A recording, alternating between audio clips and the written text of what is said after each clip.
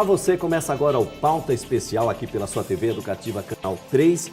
Hoje conversando com José Carlos Ângelo, advogado, membro da Comissão de Assuntos Penitenciários da OAB e diretor da Associação dos Advogados Criminalistas de Alagoas. O nosso assunto é exatamente sobre aqueles detentos que se encontram numa condição de já ter exaurido a sua pena, mas continuam presos. Doutor Carlos, muito obrigado por participar aqui do nosso programa. Eu que agradeço. Doutor Carlos, é grande o número de detentos nessas condições? A pena já foi cumprida, mas ele continua preso. Sim.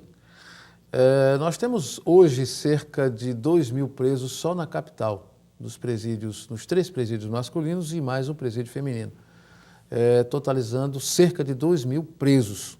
Desses 2.000 presos, nós temos uma média de 70% que estão presos de forma irregular. Como? Presos provisórios e presos principalmente que já cumpriram suas penas e não são postos em liberdade. Todo aquele que é condenado em regime fechado e que vai ao presídio cumprir a sua pena, ele tem direito a um determinado tempo para passar para um regime menos rigoroso, que é o regime semiaberto. Como nós não temos o regime semiaberto, não temos presídios, não temos estabelecimentos no estado, aqui na capital, nem no estado de Alagoas, para o semiaberto, destinados ao semiaberto, na verdade o preso, ele quando alcança uma progressão de pena para o semiaberto, ele vai para casa. É uma prisão domiciliar, com ou sem essas famigeradas tornozeleiras.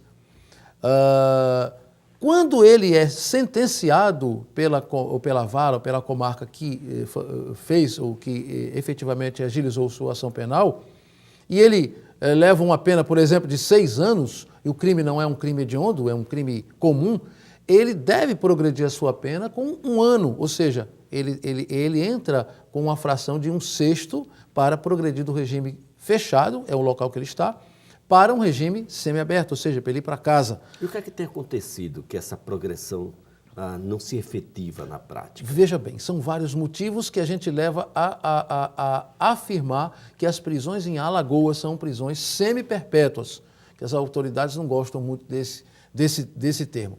Começa com a expedição de uma carta de guia. Todas as pessoas, os juízes, no seu papel institucional de condenar, eles têm que emitir, ou na sentença, determinar a emissão de cartas de guia.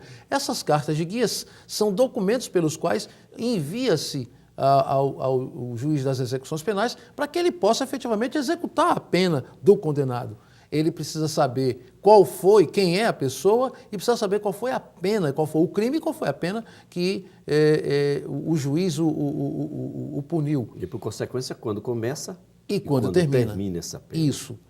Essas cartas de guia, que são o nosso maior problema, não chegam à vara de execuções penais, que é a 16ª vara, lá no fórum da UFAL. O juiz das execuções penais sequer sabe que aquele cidadão está preso. Ou seja, é um cidadão que está preso, mas oficialmente para o juiz é inexistente. Não, é inexistente. Ele é um número. Então, veja, para que essa carta de guia chegue, que é o nosso maior e primeiro problema, é preciso que um advogado, já que não temos defensor público, porque nós temos um defensor público para 2.000 presos, o que é incompatível, absolutamente incompatível. Para que aqueles presos que têm condições de pagar, eles pagam um advogado particular para que faça esse trabalho, que vá até a comarca, que vá até a vara, pedir, pleitear para que essa carta de guia seja enviada para a 16ª vara de execuções penais, para que possa então o juiz fazer a progressão dele. Depois de uma verdadeira guerra que nós conseguimos, nós nos esbarramos com o grande problema dos RVCs. Os RVCs são registros da vida carcerária de cada preso. O juiz tem que saber o tempo em que ele está preso e o comportamento dele. É o caráter objetivo, como nós falamos. Aqui, cara, as guias são de responsabilidades da própria justiça. Isso. Os RVCs também? Do presídio. Administrativamente. Isso. Os RVCs são emitidos pelos diretores dos presídios onde os apenados estão, para que certifique-se o tempo em que ele está e certifique-se o comportamento dele carcerário, comportamento se ele é bom ou ruim. Através dessa informação, que é o RVC, o juiz das execuções penais, ele faz a progressão através de uma audiência de advertência, onde a pessoa vai assinar as suas condições e aceitar ou não normalmente aceita, naturalmente, aceitar o regime semiaberto. Para que nós cheguemos a essa audiência, é uma via crucis absoluta. E, por um outro ângulo, nós temos a questão dos famigerados exames criminológicos. Aquelas pessoas que estão ali pagando os seus crimes hediondos, como sequestros, como homicídios qualificados, tráfico de drogas, eles têm que ou devem ser submetidos ao exame criminológico. Qual é a nossa grande queixa? Não é o fato de o promotor pedir o exame criminológico, nem o fato do juiz determinar, até porque são procedimentos absolutamente constitucionais e institucionais. A gente pode entender aí por exame criminológico? Exame criminológico o que é isso? São exames realizados no preso para auferir ao juiz e ao promotor se o preso tem condições de voltar ao convívio social. Isso também é administrativo?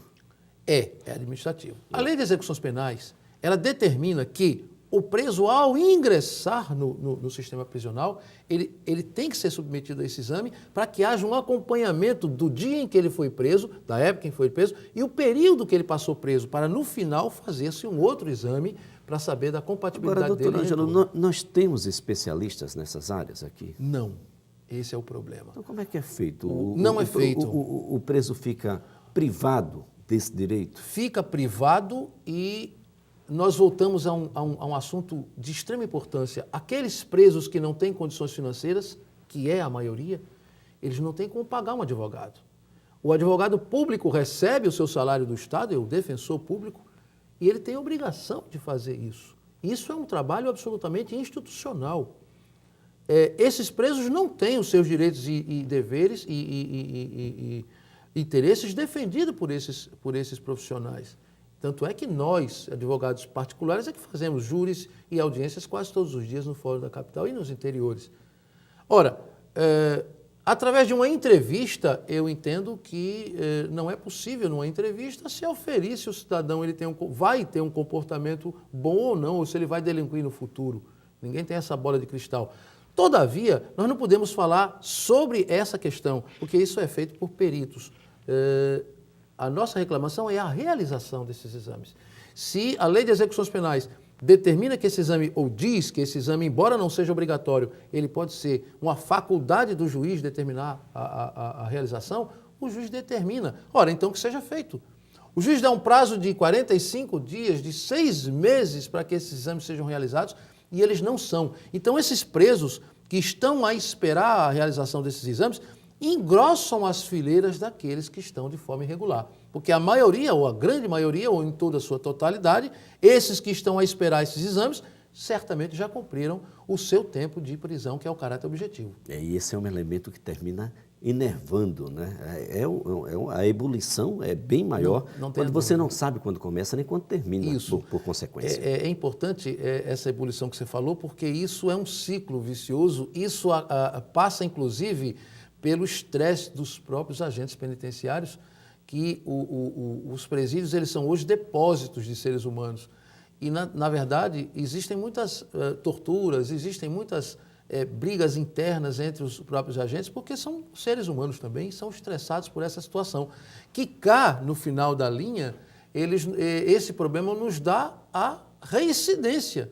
Porque essas pessoas que passam 2, 3 anos das suas penas e não vão buscar uma ação reparatória, porque não tem quem patrocine, já que não existem, ou existem muito poucos defensores públicos, eles voltam à sociedade. Nós, como seres sociais, somos altamente preconceituosos. Se vem um cidadão desse vindo do presídio e vai trabalhar numa loja, numa casa, por exemplo, como jardinagem, e o vizinho vai chegar e dizer, olha, cuidado que esse cidadão já é preso, já foi preso, ele é ex-presidiário. Então, o cidadão já o afasta imediatamente. Ele precisa ganhar o pão dele, ele precisa sustentar os filhos, ele precisa sustentar a sua família, ele precisa dar, pelo menos, condições aos seus filhos. E como ele vai fazê-lo? Com dinheiro. Como é que ele vai ganhar esse dinheiro se as portas da sociedade são fechadas para ele? Ele vai roubar. Ou ele vai traficar ou vender drogas. É por isso que o crime de drogas hoje em Alagoas, ele é o maior crime praticado. Justamente por esse ciclo, a ponta do ciclo vicioso aponta para isso. E sem falar que um dos reflexos é a própria superlotação do sistema. Exatamente, exatamente. A gente não tem mais onde colocar o Não. preso, aquele que já tem o trânsito em julgado da sua sentença. É verdade. Que são, diga-se de passagem, misturados a todos aqueles presos que, por exemplo, roubam uma margarina no supermercado, roubam uma caneta numa loja de uma papelaria ou furtam uma bicicleta. Eles vão ter o mesmo tratamento daqueles que têm as suas penas transitadas em julgado e estão cumprindo as suas penas de forma devida, que são 20% a 30%. Por incrível que pareça, da população carcerária na nossa capital. Na nossa capital, gente, nós estamos falando de uma população de algo em torno de 2.000 pessoas. Boa parte destas já cumpriram a sua pena, mas infelizmente ainda continuam presas em face de todos esses motivos que nós estamos elencando aqui. E vamos continuar a conversar sobre esse tema logo após o intervalo comercial. É só um instante.